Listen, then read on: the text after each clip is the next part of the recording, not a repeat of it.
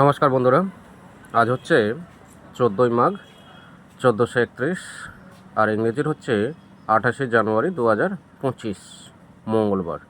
আজকের শ্রী শ্রী মা বগলা দেবীর আবির্ভাব এবং শ্রী শ্রী রটন্তী কালিকা পুজো আজকের, এবং শবে মিরাজ আজকের দিনেই রয়েছে।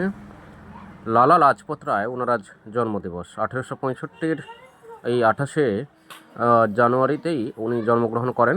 একজন ভারতীয় স্বাধীনতা সংগ্রামী ছিলেন। তিনি পাঞ্জাব কেশরী নামেও বেশি পরিচিত ছিলেন। তিনি পাঞ্জাব ন্যাশনাল ব্যাংক এবং লক্ষ্মী বীমা কোম্পানি স্থাপন করেন।